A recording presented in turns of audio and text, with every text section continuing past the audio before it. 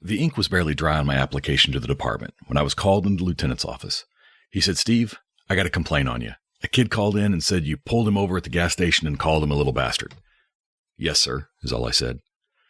"Yes to stopping the kid, or yes to calling him a little bastard?" the lieutenant said, looking confused. "Both," I replied. The LT just stood there and stared at me. Finally, he sputtered, "You're not supposed to tell me that." "Why?" I said. Now it was my turn to be confused. "Well, don't do it again, and next time, don't tell me if you did," he finished. And that was my first internal affairs investigation. It's time to start telling our own stories. I'm Steve Kellums, and welcome to Blue Canary. Police reform has been all over the news lately.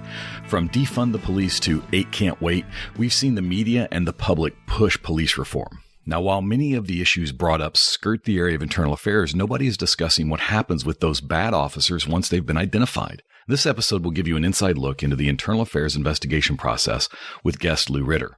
Lou was a member of the Los Angeles Police Department from 1961 to 1981. During that tenure, he had 22 different assignments and rose through the ranks to retire as deputy chief of police. About 70% of his time was spent in uniformed operations, while the bulk of the remainder was in internal affairs, use of force review, training, and personnel administration. So having him on to discuss reform is a no-brainer. He is a sought-after expert, having been published throughout his professional career. And I've listed many of his works in the show notes, most of which are focused on handling citizens' complaints of misconduct and conducting administrative investigations, managing the internal affairs functions, and creating reasonable and defensible discipline. As we get into the topic at hand, the truth is police being called to reform isn't new. Yet so much of what we're experiencing today feels that way. And as we get into our history section, Lou shares what may be different today than in the past. Now pay close attention to what he shares around police culture and how police are reacting today in light of the George Floyd incident. I'm 1 year shy of being involved in law enforcement for 60 years now. And so I remember the reforms back after the urban riots in the late 60s. And I was a street cop in LA then. And, the reports that came out were pretty damning. And there were some good programs identified through the years. Every time we've had one of these incidents, it used to be every 25 or 30 years. This last one, it was only 6 years. 6 years from Ferguson. Then we had the George Floyd incident. Each one of those always looks at one issue, which is citizen grievances, that we set up roadblocks and undue hindrances in the way of a citizen filing a complaint when they think they've been treated poorly by the police. Ever since then, we're still not responding with the procedures that were recommended back in 1968. Not all departments, but enough that it concerns me. Why do you think that is? Why do you think departments put up those roadblocks from people making complaints or talking to us about what's going on and what the issues they're having with the officers? I think a lot of it is just the police culture. We resist anybody who might say that one of our officers did something wrong.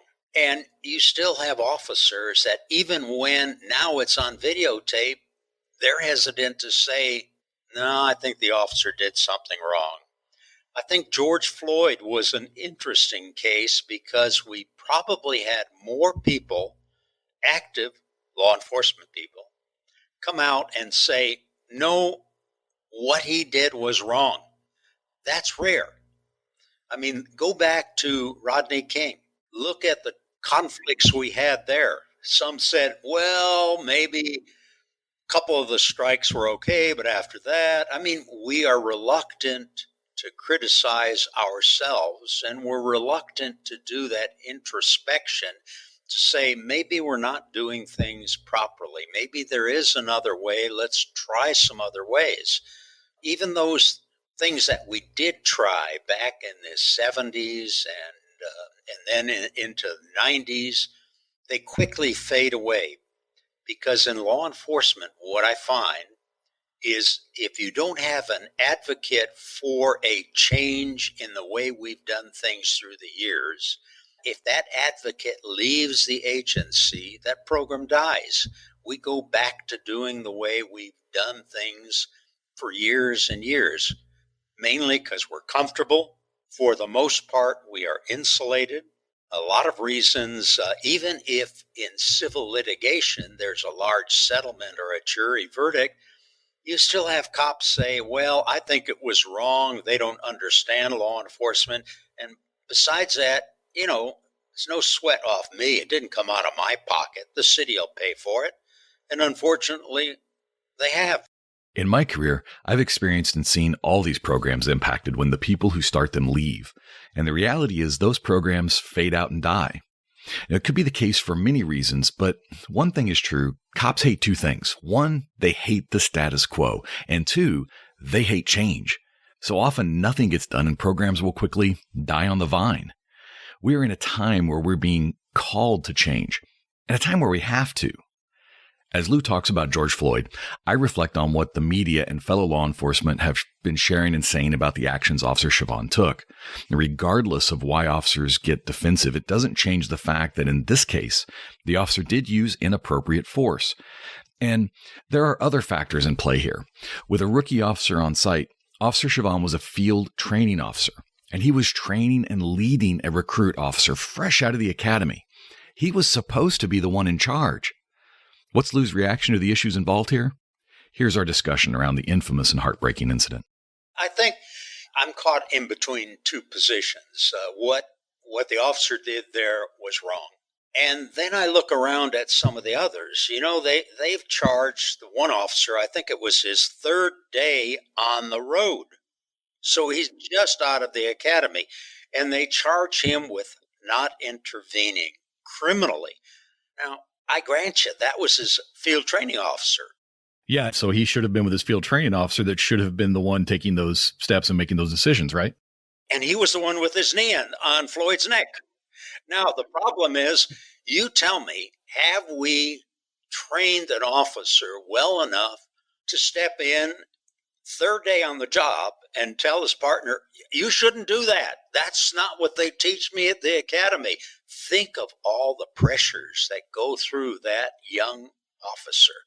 I mean, even if you're a seasoned officer, think about all the pressures that an agency puts on an officer who comes forward. And we see that now. We see that in the whistleblowers. What usually happens? The greatest tool that agencies use to punish whistleblowers, unfortunately, is internal affairs.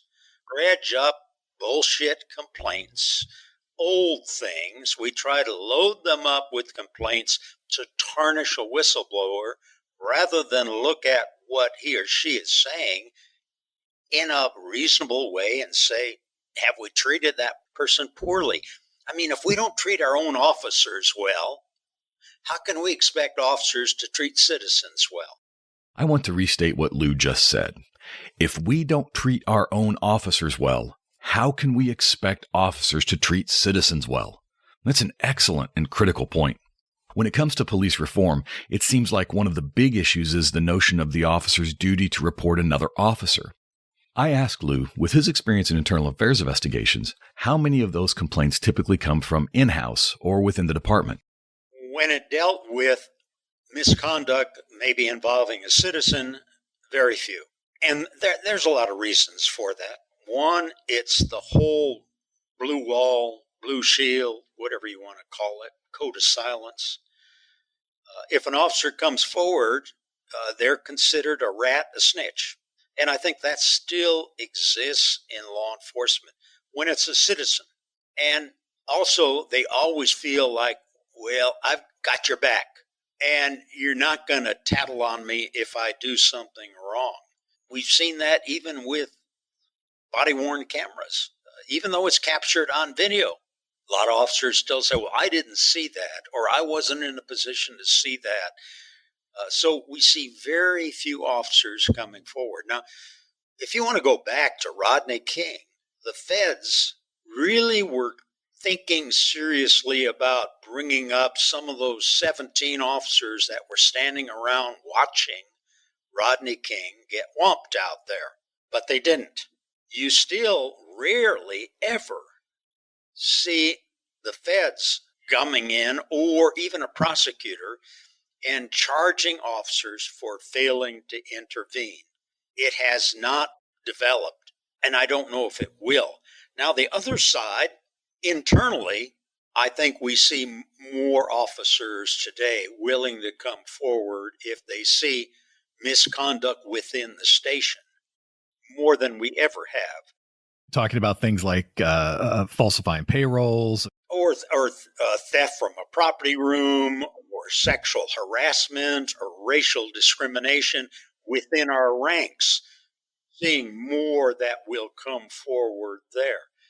Now, even in some of those cases, we see that a lot of people have won big verdicts because they simply supported another officer who had a legitimate sexual harassment or racial discrimination claim.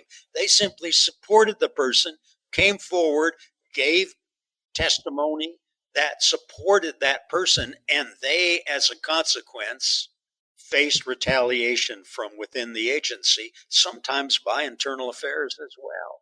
So there's still that pressure, but I think we're seeing more and more of that today.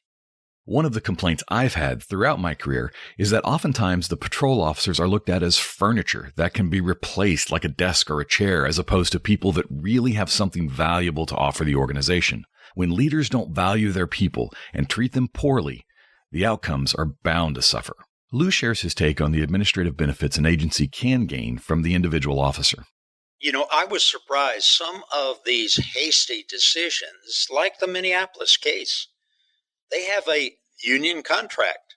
They can't immediately fire that officer, and they didn't follow their own contract. Now, a lot of people are down on police unions, and I won't even get into whether that's reasonable or not. What I will say is that police unions try to do the best job for their officers, even the ones that they don't like themselves, because they have to keep representing them. But they say, you can't be abusive, management. And if you are, we're going to challenge you. And I think that's reasonable. They've been making quite a few inroads into the whole internal affairs disciplinary process. But I'll be honest with you, and I'm not a union guy, never have been, but looking at what they put in place, none of the union contracts, with few rare exceptions, none of them inhibit us in management from doing the job properly. They simply want us to treat the employees reasonably and fairly and within certain structured guidelines for due process. There's nothing wrong with that. But what you find is too many police administrators get their nose out of joint when some officer might challenge their authority. And the other thing, a lot of police chiefs and sheriffs are reluctant to address internal problems or corruption because they think there'll be a blowback on them, rather than the reverse. If they're the ones that ferret it out, they can say, I'm creating a culture within this department that I believe is warranted so that we can serve our community. Most of them, though, circle the wagons and say, oh, they're out to get us again. In my last 3 years in the department, as captain of administration, I was responsible for the internal affairs, and I've had so many arguments with the bosses about how we should actually be handling poor performance and malfeasance by the officer. My stance was to show how we were taking proactive steps to clean this up, yet the higher-ups always wanted to hide the misbehavior. Instead, they want to come up with deals with the officers so people would leave and nobody would talk about this. And we need to stop hiring cops from other places that aren't any good. And as it turns out, I'm not alone in wanting to address this challenge. That's very common. And, that's the whole problem. As you know, we call them gypsy cops. They're one step away from being fired, and they move from department to department to department. In law enforcement, we've been saying we need a database to protect us so that we can go to this database and find out the person who's trying to get a job with us, have they been fired or have they left one step ahead of being fired? That's been on people's plate. The IACP has looked at it. IASLIT, which is the organization for training and post groups, have looked at it. But you know what? We haven't enacted it. I'll be honest with you. I don't see how hard that is. If everybody were to simply be required, not all states even require you to notify them if someone is leaving because they're under threat of termination. Some states do. Some states you have to sign an affidavit to say this person, is leaving, was under the threat of being terminated. He's not welcome back in our agency. But a lot of states don't do that. And then there's some administrators and some sheriffs and chiefs that lie because they don't want to be put in a position. Their thought of, well, yeah, but the officer could come back and the officer could sue me for defamation. However, Steve, I'll be honest with you. Some departments, even knowing a person's been fired for misconduct, still hires them because they're so short-handed. They want to get that warm butt in the seat in the car, and that's more important to them than maybe a guy continuing to engage in misconduct in their agency. We see that repeatedly over and over, usually with smaller agencies, who are just want to get someone who's already certified so they don't have to train that officer and they can immediately put them out in a car in the community. So most of the problems we're having, I'll be honest with, are our own making, even with the unions. We agree to the union contract. The problem is a lot of times the chief or sheriff isn't even on the bargaining team. And so the bean counters who are on the bargaining team look to how can I save money, maybe not give 1% raise, and okay, I'll let them have something in this area of discipline, which I don't care about because it doesn't cost me money at the front end. It costs us money at the back end, but not the front end. As we look ahead and start to talk about ways to change within our departments, some agencies have started requiring a college education before making the hire. So I asked Lou, would having a degree impact a police officer's ability to do a good job, or is life experience more valuable? Most departments, we were on that kick. Back in the 70s, we were going to professionalize law enforcement. Everybody's going to have a college degree, and most of the agencies have abandoned that. I would say most of the people we're getting in may have some college, maybe not a degree.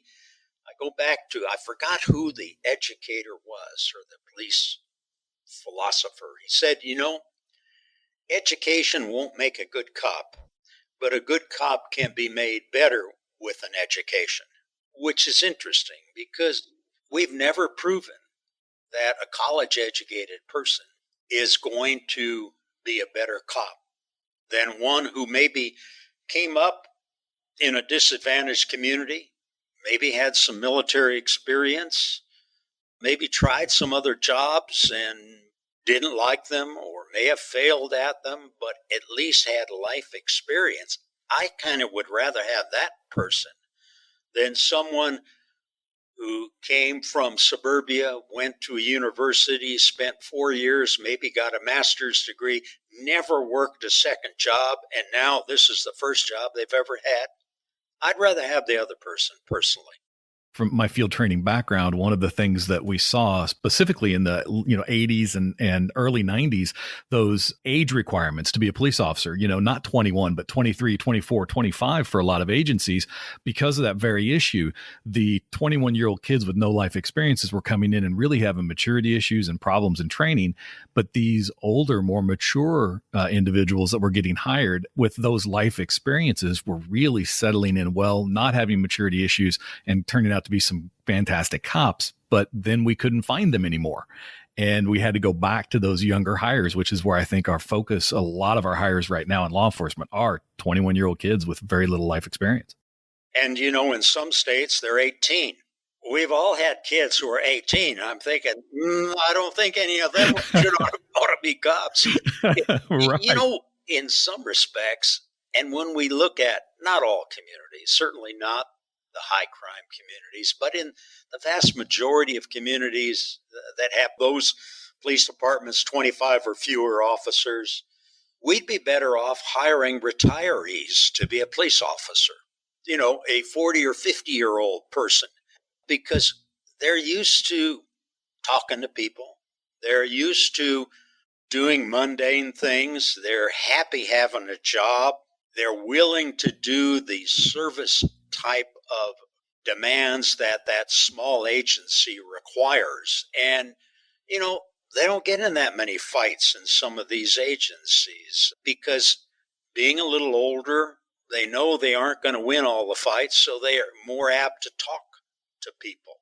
You and I, we've been out there in the field, and we know that's a heck of a lot easier spending the time to talk to someone to get them into jail than to try to fight them.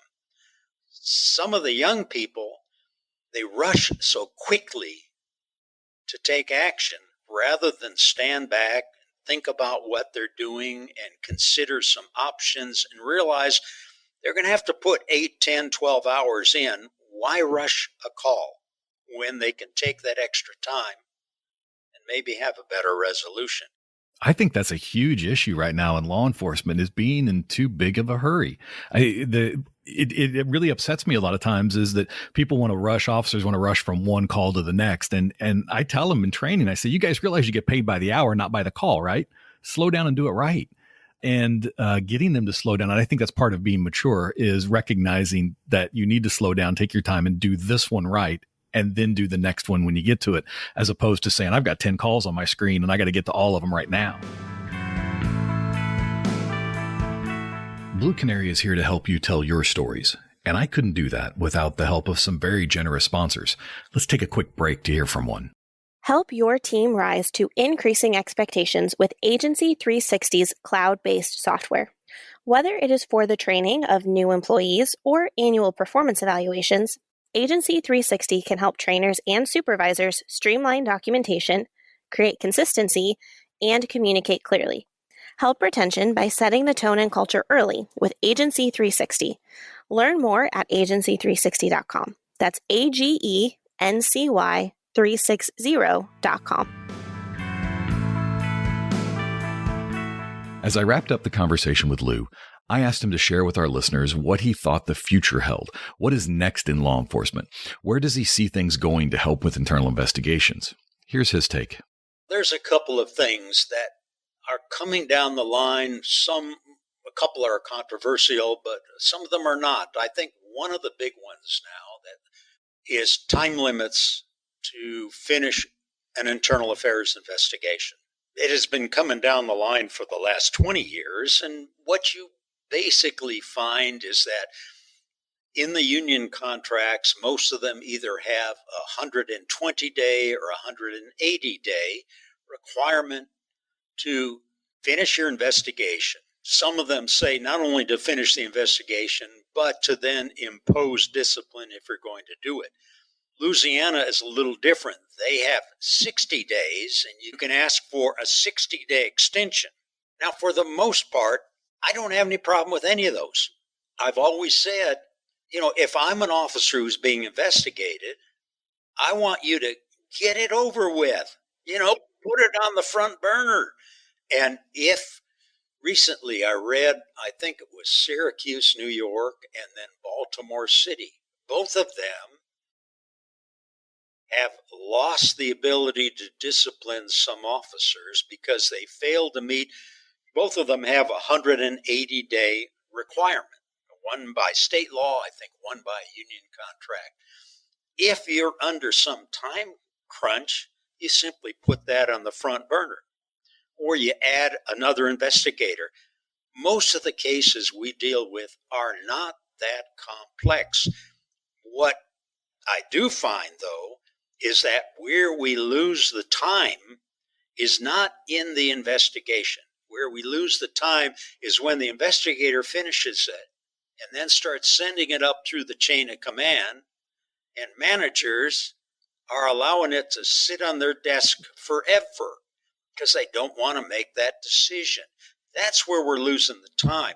The other thing that's coming down And I think Colorado is the first that passed this law, saying that if there's a settlement or a jury verdict, the police officer involved is obligated to pay $25,000 or 5%, whichever is lower, of that verdict.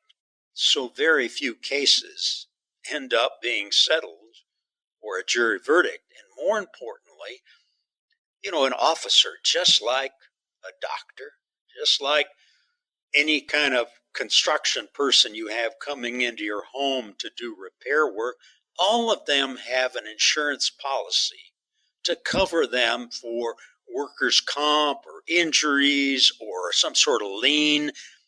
It's a minuscule amount of money. I think what it does is it puts some skin in the game for the officers. And, it's rare for an officer to be sued. And yet in some agencies, you find some officers have been sued multiple times. And so you have to say, is it a coincidence? Is it luck of maybe what kind of calls they get? Or is it the way they do policing? I kind of think it's the latter, personally. While those things still may be coming down the line, what can an agency do now to address the issues and challenges ahead with misbehaving cops? How should reform begin within our departments? What has to change? We really need to educate people to say, one thing we ought to say now is that one reason you need to do it is because you could very well be prosecuted with these new progressive prosecutors out there. There will be more cases brought criminally against officers who fail to intervene. That's one reason. The other reason is got to change the culture of law enforcement to say, who is it that you're protecting? Are you protecting the citizen who's being abused? Or is it your duty to protect the person who is abusing that citizen? That's a cultural change. That takes strength on the part of supervisors. My personal opinion is that many of our cases in the field could be nipped in the bud if you had a strong supervisor on the scene and put things back in order as quickly as possible. But for the most part, our supervisors are simply collecting the money and not doing the job. Why do you think that is? They fear the same thing. They fear the retaliation. Now, the other side of the coin is they also know that they got skeletons in their own closet. So if they suddenly get some stripes and now they're going to come out as being a crusader, the officers are going to look at them as being two-faced, say, wait a minute, I remember when you were a street cop. I remember what you did. Now, simply because you got some stripes on, you're telling us we shouldn't do that. A lot of them are reluctant to enter into that realm. I think the other thing is, and this is legitimate, supervisors say, yeah, but if I bring forward, let's say, paper on an officer who's engaged in misconduct, too often the department won't support me. And what they've done is just cut me off at the knees. So I'm not going to do that again. Or I'm aware of another sergeant who did that. And look what happened to Sergeant Schmidt. To put it simply, leadership has to change. A lot of the issues or problems that we're running into aren't necessarily problems that are happening at the officer level. They could have been resolved at that supervisory level.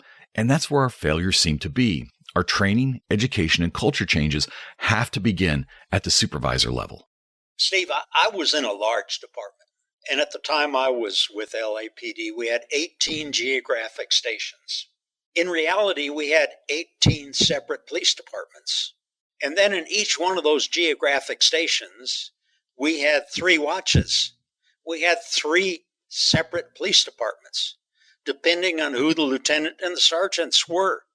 When we really get down to it, when you look at different agencies and different teams, the thrust and the culture of that team are generated by its supervisors. Look at the narcotic units or the gun task force units that have gone malignant. Sergeants were involved in that. They could have put a stop to it. So really, we've got to get down and we've got to treat supervisors, whether they're sergeants or whether they're lieutenants, they have to be on board with the cultural changes we want to bring in the police department. I still, by the way, like I say, I'm a year shy of 60 years, and I still love law enforcement. And I still say that 99% of the cops out there are doing a good day's work. Some of them are doing an exceptional day's work. It's that small little segment that internal affairs is tasked with trying to rid us of. Now, the other side of the coin, I always say, if you've got a good professional internal affairs unit and you're a cop who needs to be protected, they are the ones that can protect you too from false claims. So I think internal affairs is essential to protecting good cops and getting rid of bad cops. And that's the story we have to start telling. Thank you for joining. As always, I'm curious what questions you're getting asked. What isn't the news covering? What story needs to be told? Connect with me at bluecanarypodcast@gmail.com.